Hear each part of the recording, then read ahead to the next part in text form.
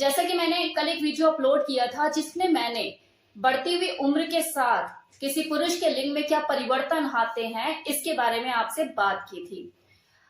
तो मुझे कुछ लोगों ने कमेंट सेक्शन में कमेंट किए कि मैम जिस तरह से आपने पुरुष के बारे में बताया इसी तरह से हमें एक फीमेल के बारे में भी बताइए कि उसकी योनि में बढ़ती हुई उम्र के साथ क्या परिवर्तन आते हैं। तो अगर किसी महिला की योनि पर आने वाले परिवर्तनों की बात करें तो ना केवल उसकी वजाइना पर बढ़ती हुई उम्र का असर होता है बल्कि उसकी बॉडी में जो हार्मोनल चेंजेस आते हैं टाइम टू टाइम, उसकी किशोर अवस्था के टाइम पे, उसकी यौन अवस्था के टाइम पे, उसकी प्रेगनेंसी के दौरान, उसके मेनोपॉज के टाइम पर उसकी योनि में डिफरेंट तरह के परिवर्तन देखे जाते हैं। अगर हम उसकी किशोर अवस्था की बात करें तो कोई लड़की जब प्यूबर्टी को टच करती है तो धीरे धीरे उसकी योनि बड़ी और मोटी होने लगती है।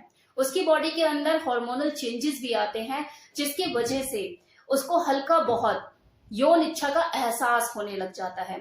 हालांकि एक लड़की जिसके शरीर में ये बदलाव आते हैं अंदर ही अंदर वो परेशान भी रहना शुरू हो जाती है, उसका जो स्वभाव है वो भी चिड़चिड़ा हो जाता है।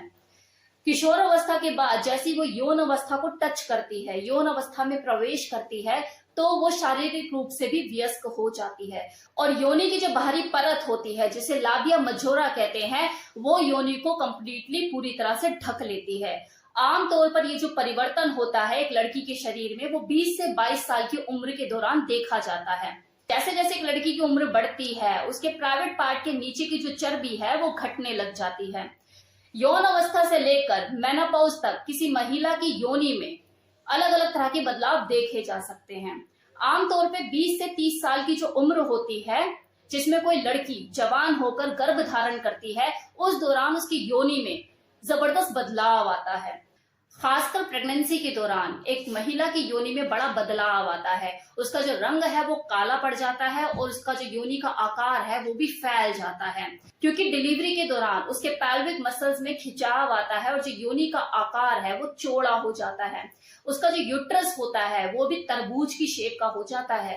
हालांकि बच्चे होने के बाद ये जो योनि होती है खुद ब खुद सिकुड़ना शुरू कर देती है और धीरे धीरे अपनी शेप में आ जाती है। लेकिन कुछ महिलाओं के साथ ऐसा होता है कि उनकी जो योनि है वो प्रॉपर शेप में आ ही नहीं पाती और इसके पीछे देखो बहुत से रीजन होते हैं, लाइक डिलीवरी के बाद पुअर डाइट, खाने पीने का इतना ध्यान ना रखना और हार्मोनल डिसबैलेंस, एक्सरसाइज ना करना। हार्मोनल डिसबैलेंस मतलब जैसे अगर कोई फीमेल उसको अगर हाइपोथायराइड हो जाए तो उसके बाद उसकी जो बॉडी है वो लटकना शुरू कर देती है, उसकी बॉडी में लटकनपन आ जाता है और अगर बॉडी में वो शारीरिक फैलाव आ रहा है तो उसकी जो योनि है वो भी खुलती चली जाएगी, वो अपनी शेप में आएगी नहीं। इसका सबसे बेस्ट तरीका होता है अपने हार्मोन्स को बैलेंस करना और रेगुलर एक्सरसाइज करना, अच्छा खाना खाना, जंक फूड इन सब चीजों से दूर रहना, वरना जो आपकी जो योनि है वो प्रॉपर शेप में आ ही नहीं पाएगी। मेनोपॉज के दौरान भी एक महिला की योनि में विभिन्न प्रकार के बदलाव देखे जाते हैं। जैसे मेनोपॉज के दौरान एस्ट्रोजन हार्मोन्स का लेवल धीरे धीरे कम होने लग जाता है जिसकी वजह से जो योनि है उसमें लचीलापन कम हो जाता है, फ्लेक्सिबिलिटी पहले की तरह नहीं रहती, जो वजाइना है वो शुष्क हो जाती है, रूखापन उसके अंदर आ जाता है, लुब्रिकेंट जो नेचुरली पहले अवेलेबल हो जाया करता था वो नहीं हो पाता जिसकी वजह से किसी औरत के लिए जो सेक्स है वो आनंद में नहीं रह पाता। तो ये तो थे वो बदलाव जो कि कोई महिला अपने पूरे जीवन काल में बढ़ती हुई उम्र के साथ साइकिल बाय साइकिल फेस करती है। और वो साइकिल क्या होता है, उसका किशोर अवस्था, उसकी यौन अवस्था, उसका प्रेगनेंसी का टाइम और उसका मेनोपॉज का दौर। लेकिन अब जो मैं आपको बदलाव बताने वाली हूँ जो योनि में किसी फीमेल के आते हैं उसका लेना देना बढ़ती हुई उम्र और इस साइकिल से नहीं है।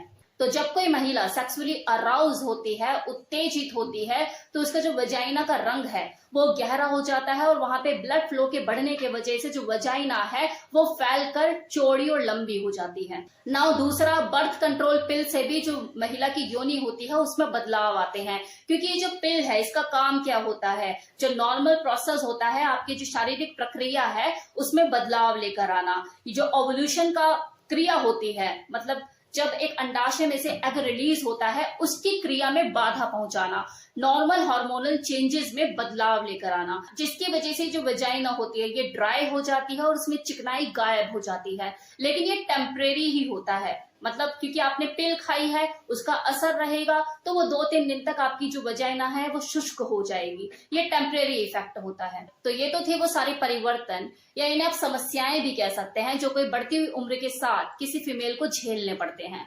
लेकिन पता है सबसे अच्छी बात क्या है, कि इन सभी का सॉल्यूशन है। विभिन्न प्रकार के उपायों का यूज करके आप अपनी मुश्किलों का समाधान निकाल सकते हो। जैसे नंबर 1, लुब्रिकेंट का यूज करके।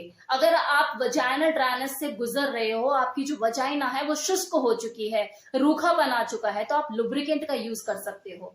दूसरा, जितना आप सेक्स करते हो उतना ही आपके लिए सेक्स आसान होता है। ये आपकी वजाइना की टाइटनेस को खत्म कर देता है। अगर आप ज्यादा दिन तक सेक्स नहीं करते हो तो आपकी जो वजाइना है वो कठोर हो जाती है, फिर पेनिट्रेशन में दिक्कत आती है, दर्द होता है। तो अपनी सेक्सुअल एक्टिविटी में जरूरत से ज्यादा गैप ना रखें। तीसरा, पानी पीने में कंजूसी बिल्कुल ना करें। शायद बिजली के बिल से पानी का बिल तो कम ही आता है, तो पानी अपनी बॉडी का पूरा रखें, क्योंकि ये आपको हाइड्रेट रखेगा और आपकी वजाइना में सेंसिटिविटी बनाए रखने में मदद करेगा, ब्लड फ्लो को भी बढ़ाएगा।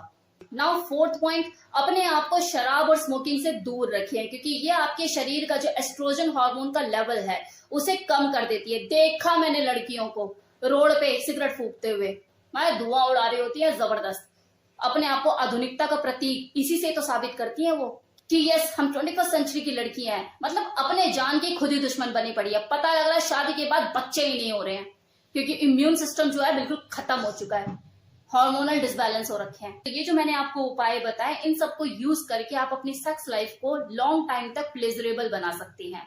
अब जाते जाते एक चीज कहना चाहूंगी कि कुछ लोग हैं जो कि मुझे इंस्टा पे भी और यूट्यूब के कमेंट सेक्शन में भी कमेंट करते हैं कि मैम हमारे प्रोडक्ट का प्रमोशन कर दो, ये कर दो, वो कर दो।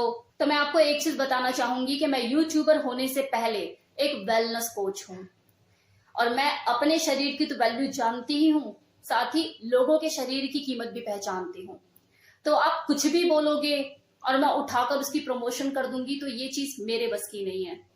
अभी तो फिलहाल मेरा कोई इरादा नहीं है किसी प्रोडक्ट को प्रमोट करने का। इन फ्यूचर कभी ऐसा इरादा हुआ तो रिया के मुंह से अगर किसी प्रोडक्ट का नाम निकलेगा, वो तभी निकलेगा जब उस प्रोडक्ट में एक्चुअल में कोई बात होगी।